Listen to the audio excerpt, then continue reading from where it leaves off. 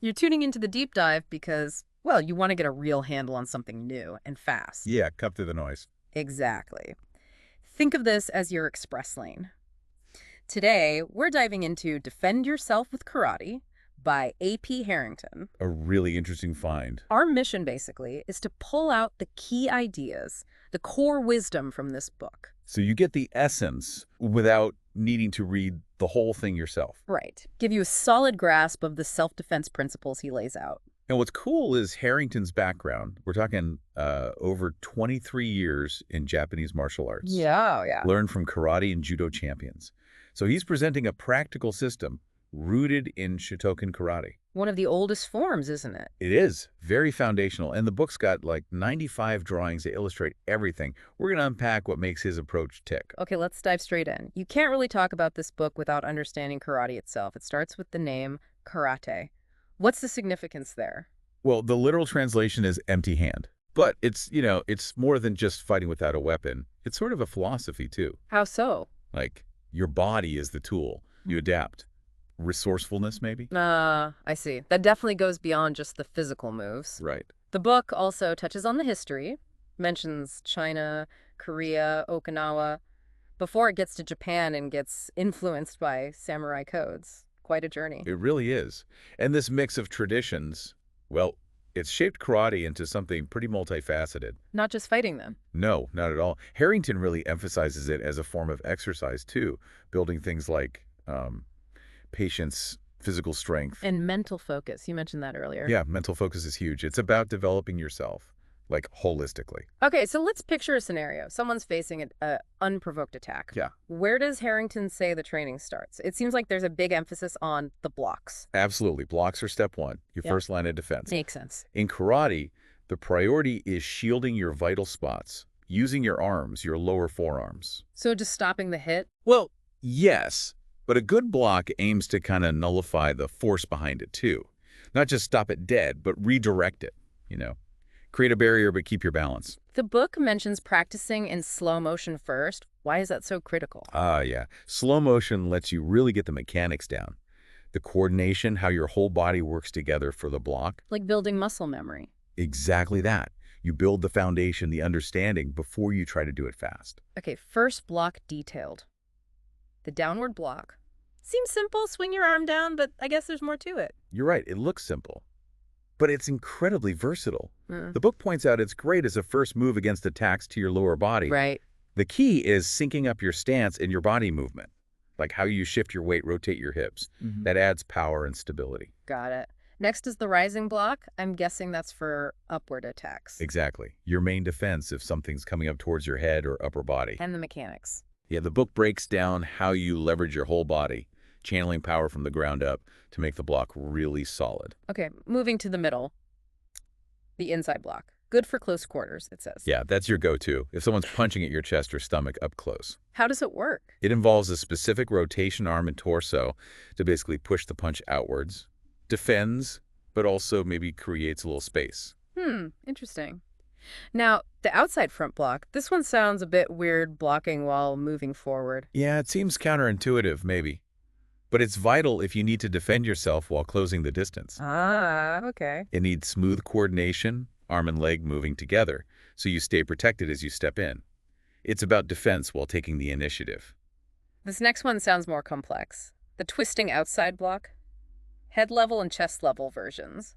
Let's start with the head level. Right, the twisting outside block for the head. You'd use that if a punch is coming at your face. And the twist. What's interesting is there's often an initial downward move before the outward twist. Like a fake out. Sort of. It can disrupt the attacker's timing or draw a reaction, maybe. Then you execute the actual block to deflect the punch. It's more dynamic, uses momentum. And after explaining these in detail, the book just lists a whole load more blocks. Yeah, it really shows the depth of the defensive side of karate, doesn't it? Definitely. Things like knife edge block, inward twisting block, Cross-armed block, double-handed knife edge. even blocking with your knee and against low kicks. Precisely. It illustrates this huge defensive toolkit karate offers. Each block for different angles, different situations. You need options. Okay, so you've blocked successfully, you're safe for a second, but that's only half the story, right? The book moves on to the counterattack. Exactly. Defense is crucial, but it often creates an opening. Ah, so the block makes the attacker vulnerable? For a moment, yeah. A grief window in their stance or position, and that's when you can launch your counter. Self-defense isn't just not getting hurt, it's about stopping the threat. The first counter mentioned is the way to punch to the chest region. Simple, but I bet karate has specifics. Oh, absolutely. Even a basic punch has detailed mechanics for power and efficiency. Like what? The book talks about the stepping motion generating force from your legs and core, combined with how you align and deliver the fist. Right. Then there's the stepping punch to the chest region. How's that different? It builds on the basic punch, but really emphasizes that forward step. Okay. Moving your feet and body together like that really amps up the power. You hit harder as you close the distance. And just like the blocks, there's a whole list of other counters. Punches to the nose, combination punches. Right, and a bunch of elbow strikes upward, forward, sideways, backward. Seems like there's a tool for almost any opening created by a block. That's a key idea, yeah. Yeah. Karate gives you this diverse set of offensive options to use right after a block. Different punches, different elbow strikes for different targets depending on the situation. Okay, now this feels like where it really comes together. Combining defense with counterattack. Not just block, then attack, but more fluid. Exactly. Mastering that seamless blend, that integration, is critical for practical self-defense. So it's about transitioning instantly. Yeah, from defense to offense, keeping your balance, being efficient, no wasted movement. The first example given is rising block coupled with 2 counterpunches. Can you break that down? Sure. So you start with the rising block, Mm. defending that upward attack, right? That disrupts the attacker. Yeah, right. Then immediately, bang, bang, 2 quick counter punches. You're capitalizing on that moment right after their attack got stopped. Swift. It's a decisive defensive offensive sequence. And again, more combinations listed blocks with kicks and punches, multiple blocks flowing into multiple strikes. Right. It shows how you chain the basics together. Into more complex responses. Exactly. You link the individual blocks and counters into more sophisticated sequences. Develops a more holistic, fluid way to handle different threats. Let's bring in another element, kicking. The book mentions the advantages reach, power, Obvious benefits, yeah. but it also advises caution. Why is that? Well, the book's pretty smart about this. Kicks can be powerful and give you reach, but relying only on them can be risky, How so? especially against someone skilled, or if the ground's uneven. A bad kick leaves you open, off balance. Ah, okay. So it's presented as a valuable tool, but maybe not your primary weapon in every situation, part of a bigger strategy. Makes sense. The first kick detailed is the horizontal front snap kick.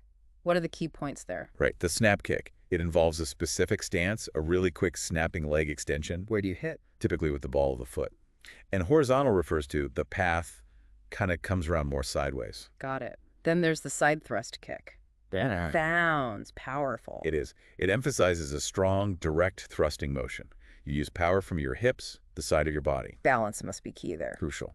Body alignment and balance maximize the force. And again, a whole menu of kicks. High kicks, side kicks, backward kick, roundhouse, even kick combinations. Yeah, it shows the versatility kicks at. Different kicks for different targets, different situations, more tools in the box. Now, you can practice all these moves alone, but the book really stresses the importance of sparring. Why is that so essential? Sparring. Yeah. Yeah, that's the bridge. It connects practicing techniques in isolation Yeah. to the messy reality of a real confrontation. So it's about unpredictability. Exactly. It helps you develop timing, judging distance, reacting to someone else's spontaneous actions. It's where you actually learn to apply the techniques under pressure. And the book details specific sparring drills, like practicing those block counter combos we talked about. Yeah, like rising block against a punch to the face or outside block against a punch to the chest. So scenario training. Pretty much. Simulating specific attacks so you practice your response in a more realistic, pressured way. It helps ingrain the techniques, build reflexes. So you react without thinking. That's the goal. Sparring's mental, too, reading your partner. But self-defense isn't always about punches and kicks. The book covers defense against holds in standing position. That's a different ballgame. It really is. When someone grabs you, the whole dynamic changes. This part gives techniques to escape different grips, holds, get your movement back. The first one is grip on wrist. What's the basic idea for escaping that?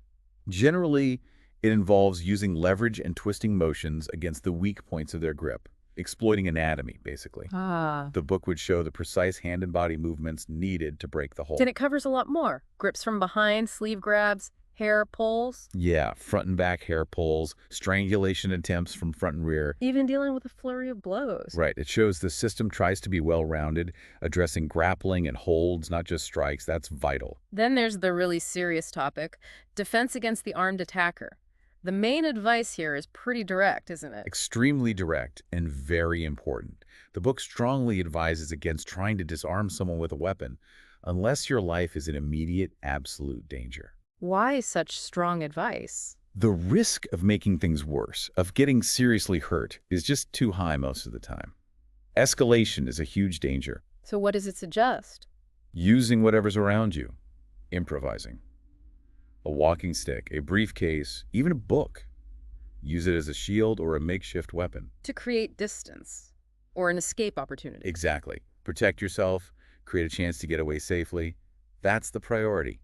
Using everyday objects as barriers or distractions can really improve your odds. It does mention some basic defenses against weapons, though. Basic forms, yeah. Against a blunt instrument, like blocking low and maybe trying for a downward blow. Against a sharp weapon, focusing on blocking their attack arm to protect yourself. But the emphasis is definitely on avoidance and escape if possible. It's not all techniques, though. The book also mentions physical exercises. Conditioning is needed. That's right, you need a certain level of fitness. The book suggests exercises for mobility, strength, agility arguments, things like pivoting drills, fist clenching. To build the physical foundation. Yeah, for power, speed, endurance, when you actually need to use the karate. Lastly, there's that important note about the illustrations not showing jackets. Why was that done? The author explains it's just to show the body and arm movements more clearly. Without the loose karate jacket, you get an unobstructed view. But he notes it might look slightly different with the jacket on. Yeah, just acknowledges that the clothing can slightly affect how some moves are done in practice. Okay, wow, we've really unpacked Defend Yourself with Karate. If someone listening hasn't read it, what are the absolute key takeaways from this dive? Okay, key things. Solid blocking is fundamental. That's your base. Blocks create openings for integrated counterattacks, punches, elbows. Right. Kicks add reach and power, but use them smartly. Sparring is absolutely essential to make it practical timing, distance, reaction, and it covers basics for escaping holds and grabs. Crucially, extreme caution with armed attackers. Use objects, create space, escape. And fitness supports it all. And fitness underpins everything. You need that base level. So, thinking about this book and its approach, here's a thought to leave with. A book like this gives great foundational knowledge, introduces techniques, but how crucial is that practical hands-on training with a real instructor for actually developing usable self-defense skills? Yeah, that's the big question, isn't it? The book versus the dojo. And also, the world's changed since this was written. How relevant do these core principles, the blocks, the counters, the mindset, remain today? Something to chew on. Thanks for joining us for this deep dive.